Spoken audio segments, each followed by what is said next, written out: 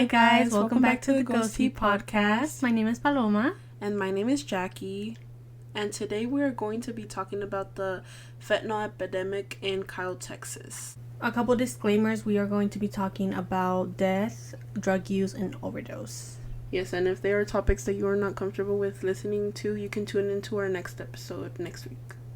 For Texans seeking help for substance use, you can call the Substance Abuse and Mental Health Service Administration's free helpline at 800-662-4357. You can also use their access service portals on the Texas Health and Human Service website. So first, we are going to be giving a description of Kyle, Texas. 20 years ago, standing on the corner of I-35 and FM 1626, you would have seen only cow pastures as far as the eye could see. Kyle did not have a grocery store for many years. Our city was growing, but we were at most a bedroom community to Austin, Texas. But now all has changed. Within an extremely short period of time, Kyle has undergone a dramatic transformation, thanks to investment and commitment from commercial business and developers. Kyle used to be a quiet town. Kyle was founded on July 24th, 1880. In 1992, the town had a library, a post office, a newspaper, a medical clinic, a strip shopping center, 2 banks, 3 grocery stores, and 4 churches. In the 2000s, the population was roughly around 5,314 people, and the population in the last couple of years has increased by at least 63%, greatly due to the diverse demographic profile and affordable cost of living. In the early 2000s, Kyle could only honestly be described as having those safe small town vibes, which is not what Kyle has felt like lately. At the moment, the population is in the 68,000s and growing rapidly. Whilst our crime rates are still lower than surrounding towns, it has had an increase in the later 2000s. So now, before we speak any further, me and Paloma are going to be giving our recounts of how we would describe Kyle since we have lived here our whole lives. So me and my family have lived in Kyle for basically my whole life. I only lived in Austin, I was born in Austin and only lived there for 2 years. So I moved here and I'm now 22 and I've lived here my whole life. In Kyle, there was probably only small mom and pop shops. The only thing I honestly remember going to regularly was La Mexicana. Yeah. And it's not standing anymore since it was Kyle really has old. boomed Yes. a lot in the recent years, and now there's Poco Locos on every corner. They took over all the gas stations. Yeah, so now, yes, they're just known as gas stations basically now, Yeah. honestly. I used to love it because, well, I had a love-hate. I feel like whenever we were growing up, it was a hate thing because there was nothing to do whenever you were a teenager. Because we said did we say it in the last episode? I think so. How Evil was whenever Evil was made, that was the hangout spot because there's literally nowhere to hang out here unless you went to a park. Or literally a park. That's the only thing that we had here. Growing up here, there was not much. There was only the bare minimum. If you needed to do anything or needed to go anywhere, basically, you would either go to San Marcos or you would go to Austin. That's as best as I could describe it too. Having that small town feel. Everyone knew everyone that was growing up with. If you grew up with someone, going to school with them, you knew who they were. You knew who their parents were. I feel on this side of Kyle, from I-35, there was a lot of Hispanics. Yeah. And on the other side, it was more the white. It's a very split town because she's right. On the 35, on the area that me and her live on, it's mostly just Hispanic people living over here. And we would all go to the same school, basically. And then on the other side of town, it's more cookie cutter houses. The cookie cutter houses. Now they've infiltrated our area. Yes. The Browns are down. The Browns. No, because now in the areas that we're living at, they're building cookie cutter houses in the open fields, basically. All that area was so beautiful. There was so much grass. There were so many fields here. Yes. Honestly, it would be known for the fields, the animals, the livestock. But now it all got houses. Torn down. Yeah. Now they're just a bunch of houses and businesses. And I understand that it was needed because people are born. We need more housing. I get that. But also, we need fields. We need those animals. We need all of that. And it's really sad to see it get torn down so cookie cutter houses can get built. Yeah, I have lived here since I moved here when I was 3 months old. So I've been here my whole life pretty much. And I remember I moved away to San Marcos I was gone from Kyle for like 2 years. And I remember coming back to like visit and seeing houses built in places that I never thought they could be built. And it's really sad and also unfortunate for our parents because the prices are going super high because of all the houses being built. I feel like we're going to end up being pushed out of here. It's scary to think about. It is because, like, I've described it as being like a quiet small town. Everybody knowing everybody, like, within your demographic area. And, like, now, honestly, I don't know half of the people because on my street, it used to be a bunch of family members that were living in this area. And now, like, they've been selling the property because of how high the prices have gotten because of the houses being built in front of us. So, I don't even know half of the people that are living on the street anymore. I feel like growing up, there wasn't a lot of crime here. There was, well, okay, there was, but I think it's because we were so young we didn't know it. Because I was looking at the statistics, and during like 2010-ish, the crime rates had gone up a little bit. Oh, really? But then they went back down. Yeah, but then they went back down. Whenever I was looking up, it said that Kyle is one of the safest towns, and it is, honestly. If I think about it, it really is. But that doesn't mean that crime hasn't gone up here in this area. Because now you hear about burglaries happening every, like, other day, basically. Yeah, or, like, human trafficking. Like, people, like, at stores trying to lure people in. I did see on TikTok, I saw someone talking about... Oh, no, it was on a Facebook group. Because in our town, there's a Facebook group for people in Kyle. And I heard somebody talking about how they were at Target and they were getting followed around. Her and her daughter were getting followed around. Oh my God. And they had to ask an employee to walk them out because they felt unsafe. And I've seen countless times that has happened, and it is really scary because you would think that in this small town you would be safer, which it used to be that way. I feel like me and Paloma used to go out really late at night and we didn't feel super unsafe. Also off topic, but I did kind of want to talk about this just to like put it out there. Did you see that TikTok's getting banned?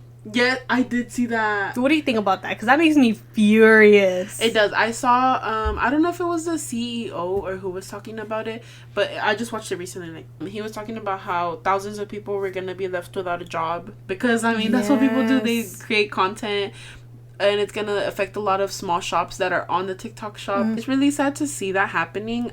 Plus, that's how a lot of us got the news. I don't know about you, but I don't like watching the news because I get anxiety watching it. And obviously I want to know what's happening in the world, but I don't. Different news sources are gonna give it to you in a different way. That's exactly what I was gonna say. It's always one-sided. Yeah. Like, so I don't like watching the news for that reason. Yeah. And I feel like Facebook and like Instagram, they don't put out information out like that.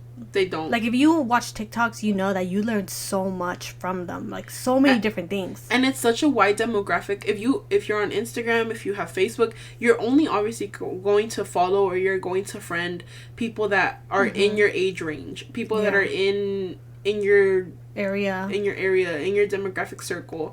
But on TikTok, you get different kinds of videos from different demographics, different age ranges, different ethnicities, and you learn a bunch of new things. I think they're doing it to just like kind of shut us up. Yeah, to silence us, because you're right. Like, that's where I learn a bunch of things, and I'm very thankful for people putting information out on that platform, because usually, even if I don't agree with what people are saying, it's good to hear both sides to see what's happening instead of just watching the news and seeing one side of whatever they want you to see. Yes, whatever the government wants you to see.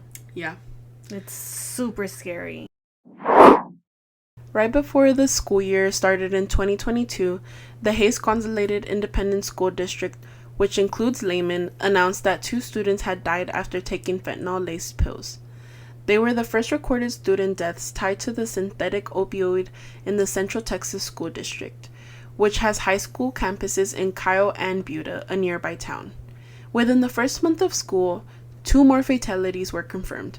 The reaction from school officials, employees, students, and parents has been intense. mixing heartbreak and terror with anger and action. The community, it seems, is ready to fight back. The school system has prioritized its existing anti-drug educational campaign whilst adding new information and more resources. Which I want to take a pause and talk about how I wonder if like people are just ignorant of the fact or they just don't care, because whenever we were growing up, I feel like at first I was super scared of taking drugs because of every campaign that they would, like the campaigns that would come and speak to us at school, and they would tell us the effects of the drugs. And then slowly, like getting into high school, no one really spoke to you about like drug use. I do think it is normal to, as you're growing up or as you're older, to explore. Like, it's just a normal part of growing up. It happens. It's gonna happen. Yes. People are going to do it regardless, but I think it's important to be educated and safe. I feel like nowadays parents are trying to do the soft parenting thing, and that's cool and all, but like when it comes to serious topics, and like especially if the parents are not involved in what the kids are doing, it can be a scary time, because since I work in an elementary, I was hearing some teachers were telling me that there was kids sneaking in vapes. No way. Elementary schools. Some of my coworkers that have kids in middle school were telling me that a bunch of the kids were getting caught with like vape pens and like carts and that's crazy. Like pills in middle school. Which is insane, that's right? Because sad. Like in middle school, I don't, like I said, it's either it either was not spoken on, or like it just wasn't happening in like, what's the word, like it just wasn't happening that often or with that many kids, where to the point where like everyone had to be aware of it. It's just, it's crazy how younger and younger the kids are getting trying to do these things, because it's super unhealthy. It's always gonna take something out of you, whether that be like your lung capacity or like your brain cells or like your liver or whatever it might be, but like at the time you're not thinking about that because you're not informed enough to think about what's the consequences are, basically. And I know like your parents might tell you and like say it in a super like harsh way, but it's true. So I'm gonna be giving a little bit of the timeline of deaths that have occurred here in Kyle in the past 2 years. Take in mind that these are not all the deaths that have happened. These are only the ones I could find. So the earliest one I could find was in July 7th of 2022. It was Gary Garcia at age 15. The next one was August 2nd, 2022, Kevin Conville at age 17. August 21st, 2022, Noah Rodriguez, age 15. September 15, 2022, Spencer Wheeler at age 17. The name of the next 3 deaths are unknown. So we have October 2nd, 2023, age 15.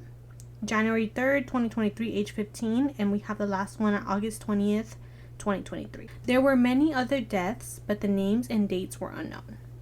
Only as of May of 2023, there had been 6 student deaths and another 22 overdoses that occurred in HCISD that were not fatal. On February 28, 2023, an arrest was made in connection to a fatal fentanyl overdose involving a minor. The suspect's name is Juvenal Flores Sanchez, and he was 18 at the time of the arrest. There was no additional information found or updates involving this case. On April 11, 2023, there was another arrest made connected to a fentanyl death in HCISD. His name is Jaquel Deshawn Ray, and he had been previously arrested in 2022 for dealing fentanyl. He was out on bond when he then knowingly delivered fentanyl to a 15-year-old victim. He was then arrested on a charge of a second-degree felony for giving a minor a controlled substance or marijuana. It was not specified in the article, and was after charged with the felony murder on May 1st of 2023.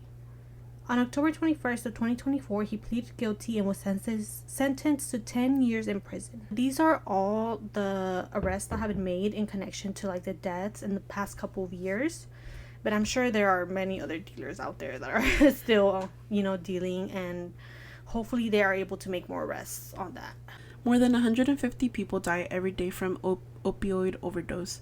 80% of those are related to fentanyl. Illicit, illegal fentanyl comes in liquid and powdered form, and it's commonly mixed with heroin, cocaine, and methamphetamine. A lethal dose of fentanyl is about 2 milligrams, equivalent in size to a few grains of salt. In 2022 has been the peak for fentanyl overdoses. The CDC reports that there were 110,774 overdoses in 2022. Fentanyl entered the market after the crackdowns on prescription opioids and heroin. It is important to take all this information into consideration and to avoid street drugs. Resources for testing kits are available at wisebatch.com. It is also important to take precautions and purchase Narcan. It can reverse an opioid overdose. It can be purchased at naloxoneforall.org. We are going to be getting into the story of Noah Rodriguez. He was born on October 9, 2006. He was the son of Janelle and Brandon. His mother described him as a very happy boy, such a great and loving kid. He grew up in Buda, Texas, and had just started his sophomore year when he passed. The first incident occurred on May 7, 2022. It was a Saturday afternoon, and his parents and siblings were at Green Meadows Splash Pad. Janelle received a phone call from Kyle PD. They gave them an address and told them that there had been an emergency with Noah. They transferred him to the Dells Children's Medical Center. He was there for a few days and had been taken out of the coma that he had been medically induced in. Toxicology later revealed that he had overdosed on a mix of cocaine, benzodiazepine, and marijuana. Fortunately, he did not sustain any kind of damage to his brain. He did, though, have some diminished lung function that would eventually heal. So the second incident occurred on August 21st of 2022. He had gone over to Kaylee's house early in the evening. They were watching movies and he was supposed to leave to go to another friend's house. He then asked her, "Before I leave, can you make me something to eat?" She left to go make the food, and about 20 to 30 minutes later, she saw that he was asleep. She left, and when she came back with the food and drinks, she tried to wake him up and realized that he was breathing weird, almost like gargling. She left to go get her mom. Her mom tried to wake him up and yelled to Kaylee's grandma to call 911. Kaylee's mom took him off the bed and started giving him CPR. Midnight on August 21st, Janelle received a call from Kaylee's mom. She heard a girl screaming in the background and immediately knew what was going on. Kaylee's mom proceeded to tell her, "Janelle, I don't know what Noah took, but I think he overdosed. I've been doing CPR on him for 20 minutes. He's vomiting so much out of his nose." Janelle said, "Please don't stop. Turn him on his side and please don't stop." EMS got there. They moved him from Kaylee's room to the living room for them to have more space. When Janelle arrived, Noah's grandma was already there. Noah did not make it. Noah died August 21st of fentanyl poisoning. He was only 15 years old. Janelle hoped seeing their friend in the casket would be a wake-up call for Noah's friends. Janelle would tell Noah's friends, "If you know something, say something. You've got to do better. Stop doing this stuff. You don't want your parents to go through this." Days after some of Noah's friends overdosed, Janelle has started Forever 15 project to bring awareness to fentanyl overdose. On her website, she provides information about fentanyl and provides resources to anyone who might need them. She also shares her son's story and helps honor others that have passed away from opioid overdose.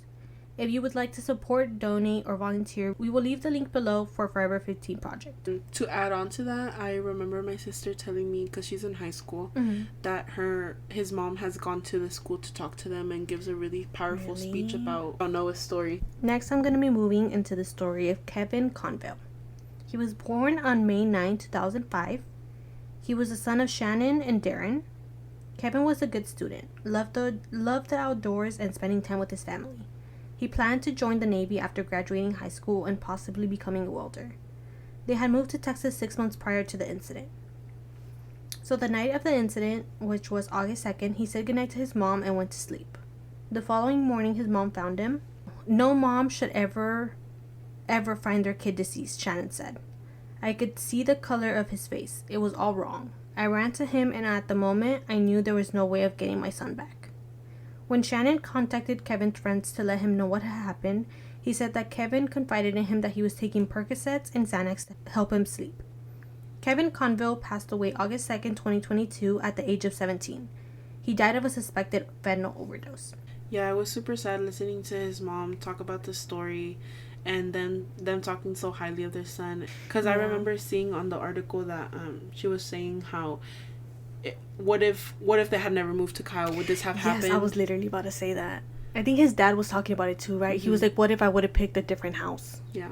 Or like, and it was so sad because the parents were beating themselves up over this. But this is what I was talking about, how like the parents can do all they want or all they can to stop or like to inform us of like, don't do drugs, don't drink, don't do that. But at the end of the day, kids are gonna do what they want to do. Yes. If it's either, if they're like, they're not gonna care basically. You know, like, yeah, we love our parents and stuff, but that doesn't mean that they're going to listen. And it's a really sad and unfortunate thing that the parents now have to beat themselves up every day thinking, what if we had never moved to Kyle? What if we had never come over here? Would this have been different? Would we have lost our son? Mm-hmm. Something I do want to put out there is, like, if you have kids in, you know, going to middle school or high school, just be extra precautious and inform your, I would say it would be good for you to inform your kids about drug use, even though it is a really hard topic to talk about. Because if you hear on many of these stories, the parents, like, had no idea that their kid was even taking drugs.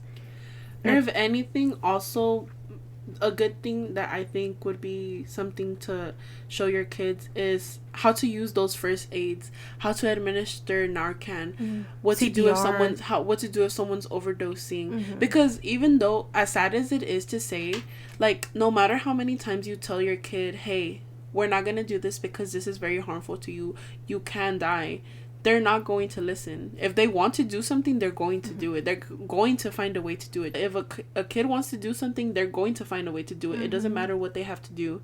So honestly, I would say the best advice is to just inform them of things that can happen, but also show them how to be able to save somebody. Because I feel like at that age, I didn't know how to give CPR. I didn't know that Narcan was even a thing.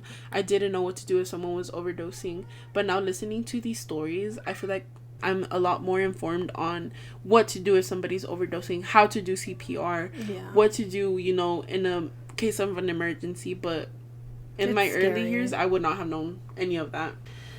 Next, we're going to be talking about the story of Garrett Garcia. Garrett was born on November 5th, 2006, in Abilene, Texas. Kayla Cortez was his mother, and she later remarried Deshawn Rose in 2014. When Garrett was in 3rd grade, he had 7 siblings: Israel Garcia, Carissa Garcia, Joe Garcia, Deshawn Rose Jr., Kobe Rose, Royalty Rose, and Kaylani Rose. He had several nicknames, including G-Man, Jer-Bear, Little Bit, and Ace. They moved to Kyle in 2016, and he ended up fitting in well, despite the drastic change. He loved basketball, anime, classic cars, and video gaming. He was a really sweet boy. Words from his obituary. Garrett had the biggest heart. Everywhere he went, he was bound to make friends with anyone. He loved so hard and cared so deeply for everyone. He was so polite anytime he spoke to people. Garrett was a very special gift. He always spoiled his siblings. They meant a lot to him. Garrett ended up passing away on July 7th of 2022. This was all the information that was found on his case. Next, we are going to be speaking about Spencer Ward Wheeler. He was born on August 13th of 2005. He was the only son of Lisa and Hunter Wheeler. His sister Brooklyn Wheeler was his best friend. Some words from his obituary. Spencer has an ability to make instant connections with all types of people. He is kind, remarkably patient, and has a gentle servant's heart from the moment he was born. Spencer is also a natural teacher and guide and embodies living in the present. He was an amazing kid with a love for animals. He had an amazing relationship with his parents and was really close to his family. At age 12 and a half, he was the victim of a crime, and that was when his parents started to notice a change in him. He became very quiet and his grades dropped in school. They found him drinking and with vapes a couple of times. They had plans to move to Costa Rica because his parents were concerned about him. They planned to rent a house and sign him up to an international school. His mom found him in his room in the morning, and when she tried to wake him up, she said she immediately knew that he was not okay when she saw him. She tried to wake him up, and when he didn't, she called 911. She moved him from the bed to the floor and started CPR. The ambulance got there and made efforts to save his life. After many efforts, they declared him dead. His dad was on a golfing trip in Georgia and flew home immediately. He passed away on September 15 of 2022. So these were the only stories that I could find. But there have been many other overdoses that have happened in Hazy ISD. I believe there's been a lot more overdoses happening also in schools specifically. No deaths that I know of that have happened in the school though. And also, Paloma will be inserting a video of the true event that happened on school ground. It was very hard to watch. It has no sound, but in the video they're going to describe what's happening. It's almost like a wake up call video, because I watched that video and I was like, I didn't even know what to say, honestly. I was like taken aback.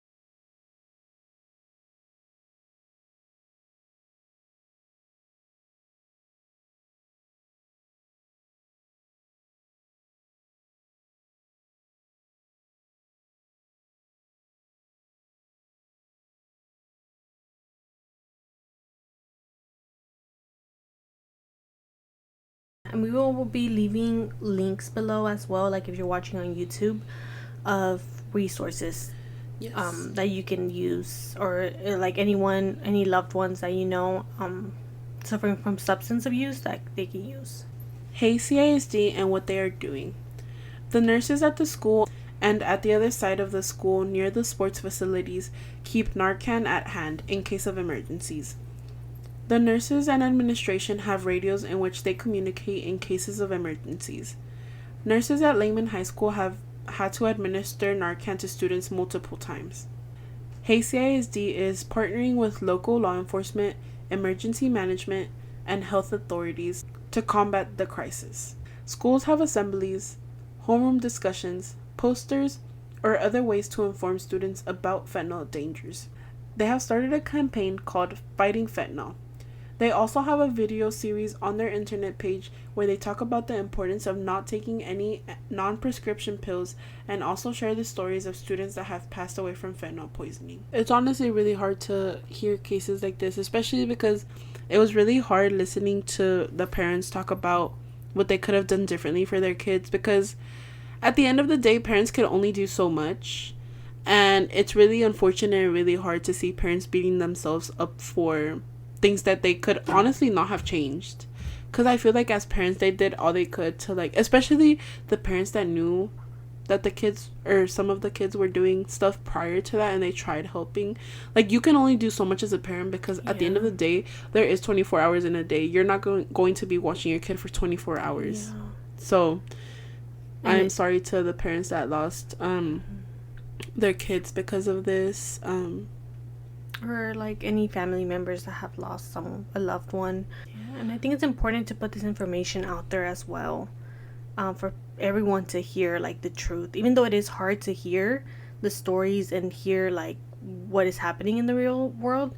But it is very important to be educated and to be knowledgeable about, you know, what you have to do or what you can do to save someone's life. We're going to be including resources for you to be able to do that. The same with Narcan, how to administer Narcan, or what to do if somebody's overdosing. I feel like it is really important for you to know those things. Obviously, it's very unfortunate that we now have to learn these things, but it's a good thing that you will be informed on it. Yeah. Also, we want everyone to, we haven't gotten any comments on our YouTube, but we don't want anyone to be disrespectful towards any of these people or any of these families, because, you know, even if they were doing any other drugs or any other substances before they passed, that doesn't mean that they should have died. That doesn't mean that it was their fault. That doesn't mean if whatever, right? You know, so I don't want anyone, like, speaking ill of people that have passed away, because at the end of the day, they're gone now, and it's really